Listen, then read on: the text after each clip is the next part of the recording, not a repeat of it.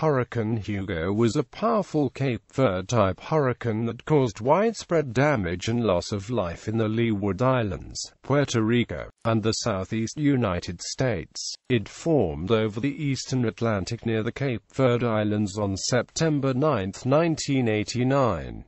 Hugo moved thousands of miles across the Atlantic, rapidly strengthening to briefly attain Category 5 hurricane strength on its journey. It later crossed over Guadeloupe and St. on September 17 and 18 as a Category 4 hurricane.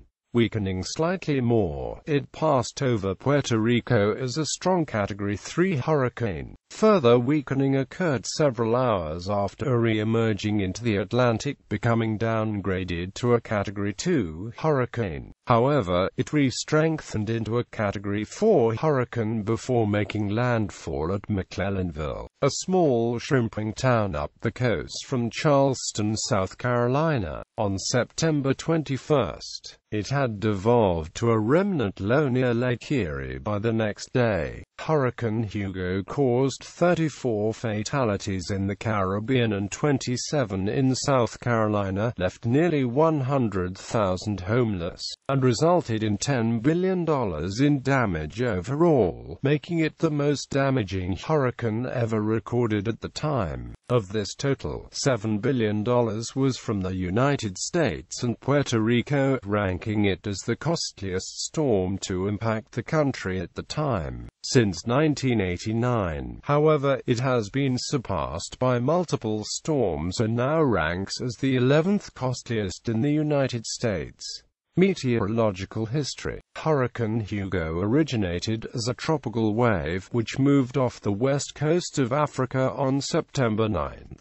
Soon after moving off the African coast, it was classified as Tropical Depression 11 southeast of the Cape Verde Islands. Winds were initially 30 miles per hour, but they reached 35 miles per hour soon after. Moving on a steady westward track at 18 knots, Tropical Depression 11 steadily intensified, becoming Tropical Storm Hugo on September 11 at 1800 UTC. On September 13, Hugo rapidly intensified and reached hurricane strength 1,265 miles east of the Leeward Islands. A low-pressure area to the south caused Hugo to gradually turn to the west-northwest, while the storm was slowly strengthening. Shortly after, Hurricane Hugo began to rapidly intensify. 24 hours after it was classified as a hurricane, it had become a Category 2 hurricane. After this bout of rapid strengthening, Hugo began to rapidly deepen, becoming a major hurricane early the next morning. After becoming a major hurricane, Hugo reached Category 4 strength, while moving slowly west-northwest. The hurricane briefly reached Category 5 intensity on September 15 at 1800 UTC. Its maximum sustained winds had increased to 160 miles per hour and the minimum central pressure had dropped to 918 millibars. After peaking in intensity as a Category 5 hurricane, Hugo weakened slightly to a Category 4 hurricane. In the early hours of September 17, Hugo crossed in between Guadeloupe and Montserrat while its winds were near 140 miles per hour. When hurricane-force winds extended only 45 miles from the center. Less than 24 hours later, it made another landfall on the island of St. with the same intensity. That day, Hurricane Hugo also made landfalls in Puerto Rico, in Vieques and Fajardo. Though it was slightly weaker, Hugo began to accelerate to the northwest soon after exiting eastern Puerto Rico. On September 18, the hurricane was located a couple of hundred miles east of Florida when it began a more northward track. in response to a steering flow associated with an upper-level low-pressure area that was moving across the southeastern United States. Hugo then began to strengthen again, and it reached a secondary peak at 1800 UTC on September 21 as a Category 4 hurricane. The maximum sustained winds were 140 miles per hour, while the minimum central pressure was 944 millibars. On September 22 at 0400 UTC, Hugo made landfall on Isle of Palms, South Carolina, at his secondary peak as a Category 4 hurricane on the Saffir-Simpson hurricane scale. The storm continued inland, and weakened to a Category 1 hurricane as the cloudy eye passed over Charlotte, North Carolina. Hugo continued on the weakening trend, weakened to a tropical storm later on the same day over central North Carolina. The storm continued weakening as it moved inland, and on September 23 the storm weakened to a remnant low. Its remnant low continued to accelerate north, and they reached the far northern Atlantic before dissipating on September 25. Preparations. Late on September 15, the National Weather Service office in San Juan, Puerto Rico issued a hurricane watch.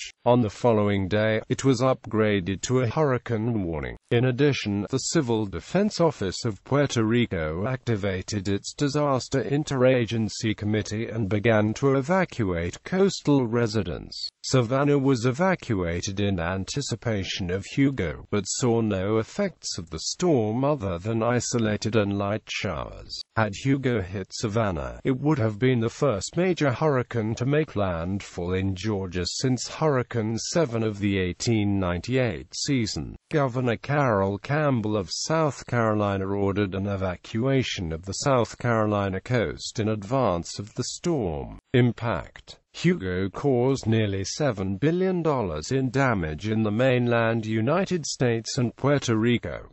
At the time it was the costliest hurricane in U.S. history, but was exceeded in 1992 by Hurricane Andrew, and by 3 other storms since then.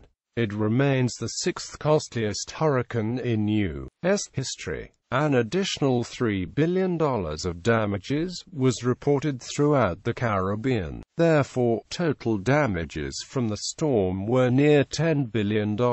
Sources differ on the number of people killed by Hugo, with some citing the American Meteorological Society's figure of 49, and others claiming 56 deaths. Caribbean severe damage was reported throughout the islands of the Caribbean.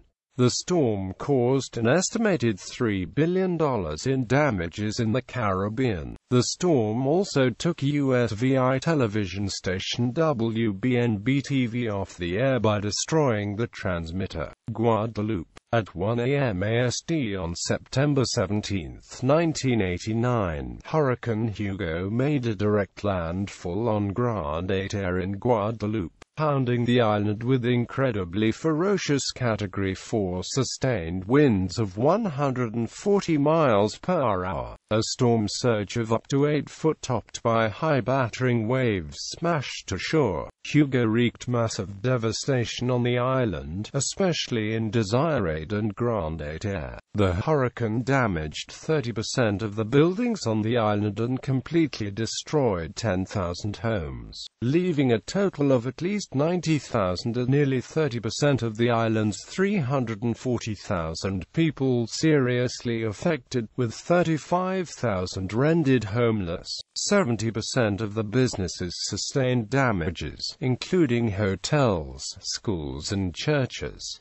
5 people died and 107 were injured. An additional 7 people were killed 3 days after the storm, when a medical helicopter crashed while evacuating victims in Desirade. The storm almost completely destroyed the towns of La Mole and St. Francois on the island's eastern end. Debris blocked at least 30% of the island's roads. Agriculture suffered massive losses that took years to recover from, as Hugo flattened 100% of the banana crop. 50% of the sugarcane crop and destroyed nearly all of the island's coconut palms. In addition, most of Guadeloupe's fishing fleet was wiped out. Total damage to the island from Hugo amounted to 4 billion francs or $880 million. Hugo's winds knocked the airport control tower out of commission. Ray's airport anemometer experienced 90 miles per hour sustained winds as well as a 117 miles per hour sustained gust before failing. Minimal pressure fell to 943 mb as the eye passed after midnight. In a French Navy marine vessel in Pointe-à-Pitre Bay, gusts reported to reach 184 miles per hour. Hugo was the strongest storm to impact Guadeloupe since Hurricane Cleo, and the worst storm since Hurricane Inez. In addition, it was the strongest hurricane to hit the island since the legendary 1899, the longest-lived Atlantic hurricane of all time, and the 1928 storm Montserrat. Strong winds from Hugo pounded the British overseas territory of Montserrat. Nearly every home on the island was damaged to some degree, leaving 11,000 out of 12,000 people, over 90% of the island's residents, homeless. Numerous schools, churches, the hospital, the police department, the government headquarters, and the main power station, disrupting electrical, water, and telephone service for weeks. A 180-feet stone jetty was destroyed at Plymouth due to a storm surge of 20 feet. Inland, rainfall up to 7 inches created mudslides at the foot of Chance's Peak, destroying 21 homes. 10 people were killed, 89 were injured, and damage reached at least $260 million, making it the most expensive hurricane in the history of Montserrat. Tourism and agriculture also suffered significantly. Additionally, the local bat population was devastated, with an estimated 90% decrease in numbers after Hugo's passage. The species Chiroderma improvisum has not been seen on Montserrat since, and it is feared that it may be extinct on the island. United States Virgin Islands. The slower speed allowed Hugo to punish the island of St. Croix with the worst beating of any location along the hurricane's destructive path. At 2 a.m. local time on September 18, Hugo's eyewall struck St. Croix, bringing Category 4 winds, sustained at 140 miles per hour. The hurricane's gusts were remarkably violent, and many residents witnessed tornado-like vortices barreling across the island as the hurricane raged about them. A storm surge of 2 to 3 feet, topped by battering waves 20 to 23 feet high, assaulted the coast, adding to the destruction. 2 people were killed on St. Croix, 80 injured, and 90% of the buildings were damaged or destroyed. Damage estimates for St. Croix were astronomical, over $1 billion, and the island's entire infrastructure was virtually wiped out. 6 weeks after the hurricane, only 25% of the public roads had been cleared, and only 25% of the island had power. On the island of St. Thomas, the damage was bad but not nearly as extensive. Television station WBNB-TV Channel 10 had its transmitter completely destroyed by Hurricane Hugo. The station would not return to the air because of the damages, and the owner's inability to afford repairs. Many businesses were destroyed. West Indies Transport had operated several businesses in Crumbay Street, Thomas, including a dry dock, a ship repair facility, and a barge towing company. In United States v. West Indies Transport Inc. 967063, WIT 967064, 967065, it was written that Hurricane Hugo seriously damaged some of the barges, shifting them from the permitted positions. West Indies Transport did not attempt to repair, reposition, or salvage these barges after the storm. Instead, it used these barges as docks, repair facilities, and housing for employees in the new unauthorized locations. The company officers were charged and convicted of environmental and other crimes and ordered to pay restitution in excess of $1 million to the U.S. in 1997.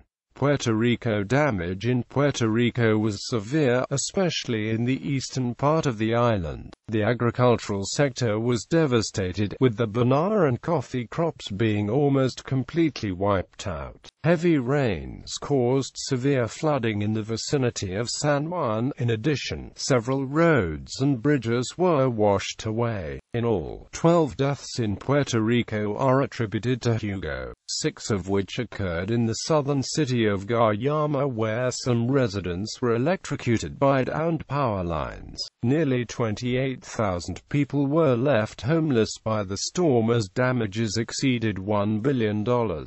United States. The storm caused $7 billion in damage in the United States, surpassing Hurricane Frederick of 1979 as the costliest tropical cyclone in that country. Hugo itself was surpassed by Hurricane Andrew in 1992 and several others over the next few decades.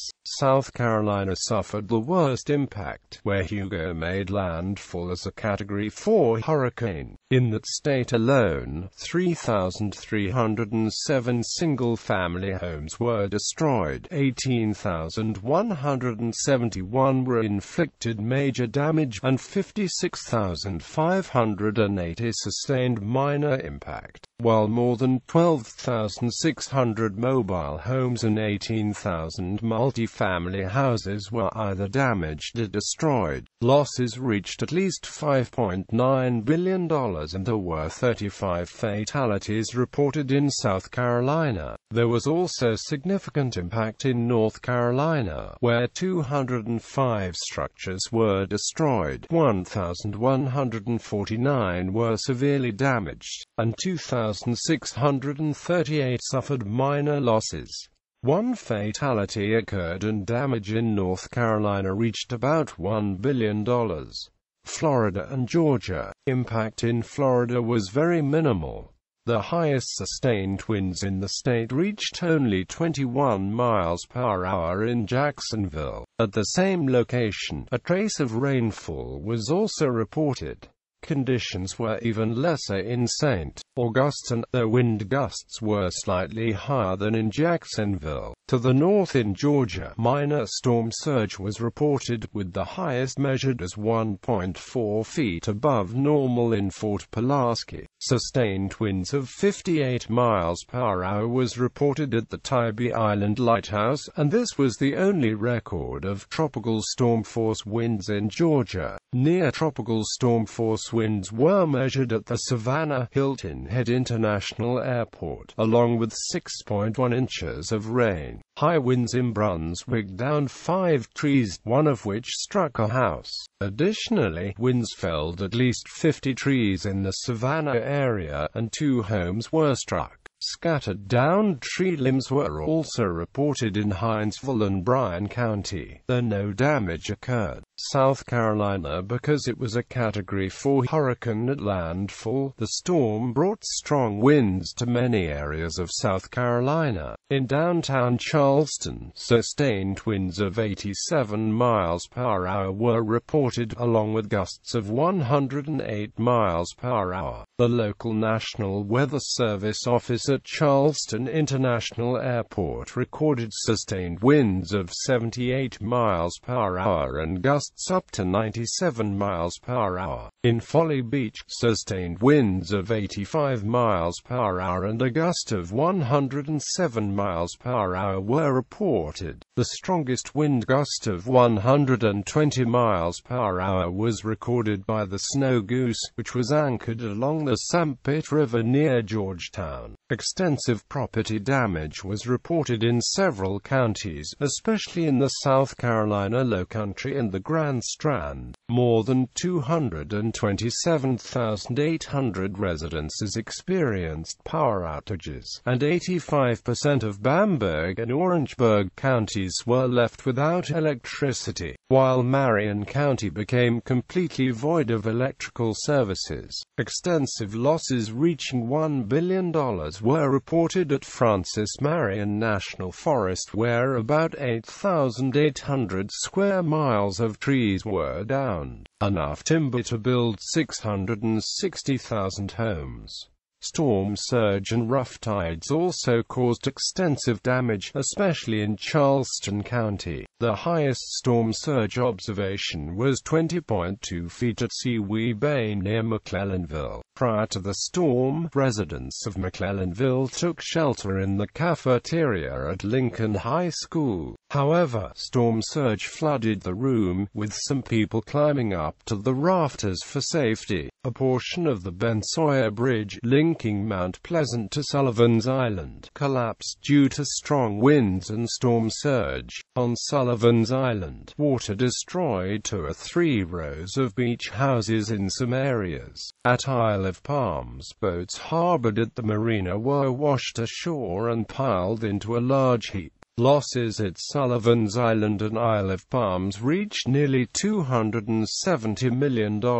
Rainfall was moderate, due to the storm's fast motion, peaking at 10.28 in at Edstow Island. No widespread flooding was reported, though a combination of rain and strong winds resulted in significant agriculture losses. The Red Cross estimates that 3,307 single-family homes were destroyed, 18,171 were inflicted major damage, and 56,580 sustained minor impact. Additionally, more than 12,600 mobile homes and 18,000 multi-family houses were either damaged or destroyed. Damage from Hurricane Hugo in South Carolina was estimated at $5.9 billion.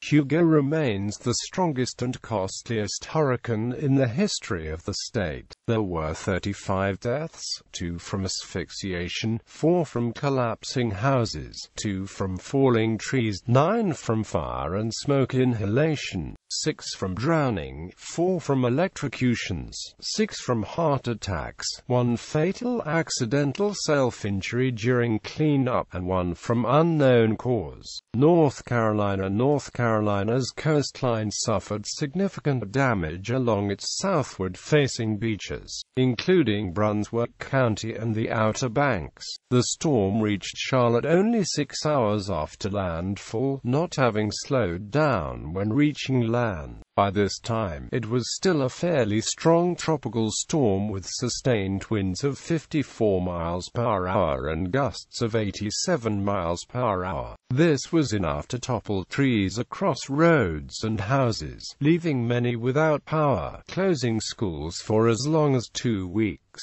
and spawning several tornadoes. The storm took many in the area by surprise. Charlotte is roughly 150 miles inland, and many coastal residents from both Carolinas went there to wait out the storm. By 7 a.m., it was still strong enough to cause heavy rain and tear down hundreds of trees in Conover. Damages in the state alone estimated at $1 billion.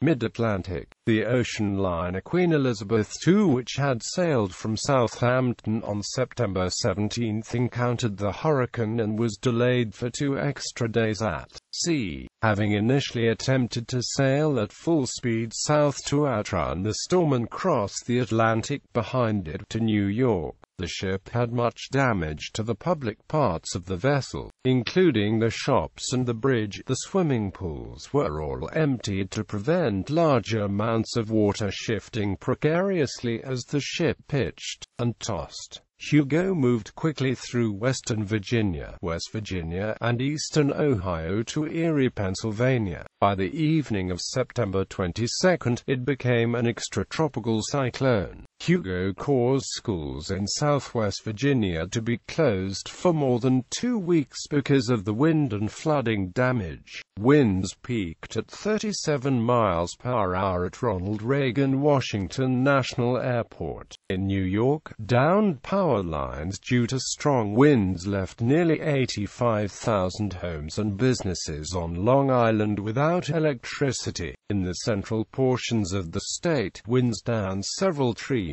The last death in relation to Hurricane Hugo occurred near Buffalo when the winds toppled a tree onto a motorist. The storm then moved northeastward across eastern Canada into the far North Atlantic Ocean. New England. In Connecticut, wind gusts associated with the remnants of Hugo peaked at 49 miles per hour in Bridgeport. The winds caused minor property damage, while falling trees and tree limbs briefly left up to 30,000 customers without electricity. Gusty winds in Massachusetts left several thousand people without power, while also toppling trees and tree limbs, which caused minor damage to houses and cars. Additionally, apple orchards were impacted, with some losing up to 30% of the crops. Strong winds throughout the state of Vermont downed power lines, trees, and tree limbs. Some boats on Lake Champlain were torn from their moorings due to swells up to several feet in height. In Rhode Island, the outer fringes of the remnants of Hugo produced wind gusts between 40 and 50 miles per hour, causing minor property damage and scattered power outages. Canada. After becoming extratropical, the remnants of Hugo entered Canada into the province of Ontario. In the Niagara Falls area, winds between 37 and 43 miles per hour were reported. Winds near 47 miles per hour were also reported in Toronto. Heavy rainfall also occurred in Ontario, with precipitation in Ontario peaking at 4.5 in, while a maximum amount of 1.85 in was reported in Toronto. As a result of the storm, blackouts and car accidents were reported in Toronto. Furthermore, heavy rains and high winds also occurred across the southern portions of Ontario. The remnants of Hugo tracked northeastward and entered the Canadian province of Quebec. In Montreal, rainfall reached only 0.43 in, while precipitation amounts in the province peaked at 3.73 in. In addition to light rain, high winds were reported in the province. Winds in Montreal gusted up to 59 miles per hour, leaving 13,400 homes without electricity. 7,400 residents in Virgin and West Island also lost electricity when tree fell on power lines. It was restored about 12 hours later, while in Brossard and Chambly power was lost to 5,000 homes and 1,000 homes in Valleyfield. In addition, high winds and heavy rainfall also occurred in the St. Lawrence River Valley. Similar effects were reported in New Brunswick, though little rainfall occurred in the province.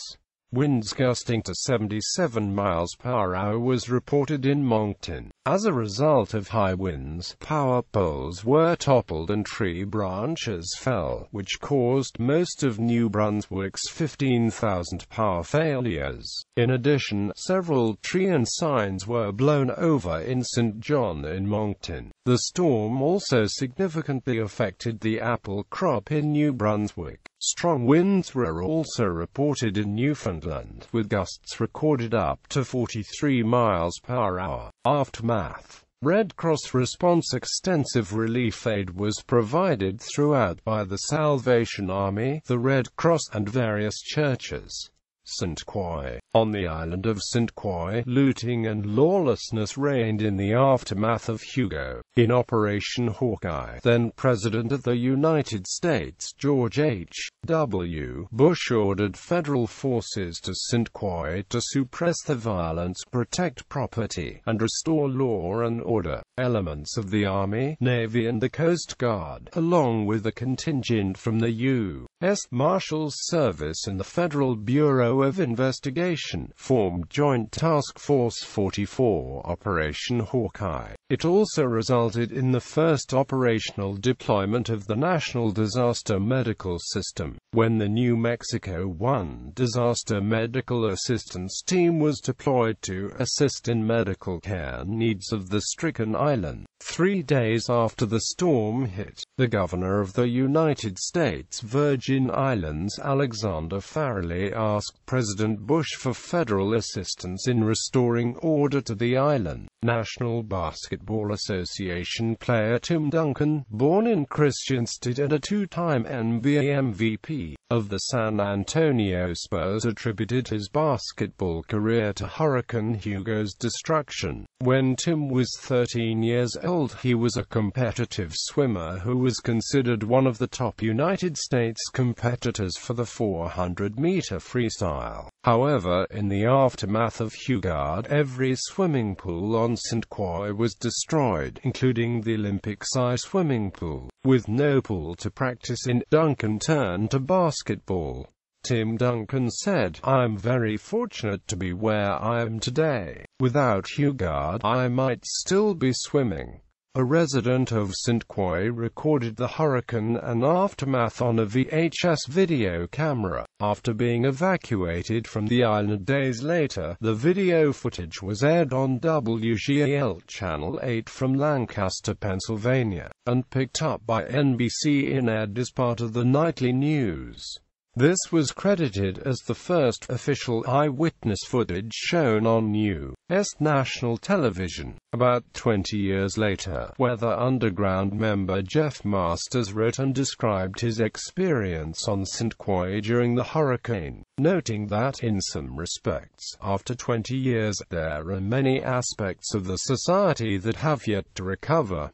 United States. After the storm, Governor Carroll Campbell said that the storm destroyed enough timber in South Carolina to frame a home for every family in the state of West Virginia. An immense salvage effort was undertaken to harvest downed pine trees for pulpwood before they deteriorated to the point where they could not be used. Still standing timber that appeared usable for lumber and plywood frequently had annular separations of the rings that made them dangerous to saw, and nearly impossible to cut into plies. So they were also downgraded into pulpwood, leading to such a drop in pulpwood prices that eventually much of the salvage effort ceased. In South Carolina, which bore the brunt of the storm, the Federal Emergency Management Agency was slow in responding. United States Senator from South Carolina Fritz Hollings referred to the agency as a bunch of bureaucratic jackasses during a speech on the floor of the United States Senate. An investigation was launched, which led to some reforms in FEMA procedures that helped the agency do a somewhat better job during Hurricane Andrew, the next catastrophic hurricane to strike the United States.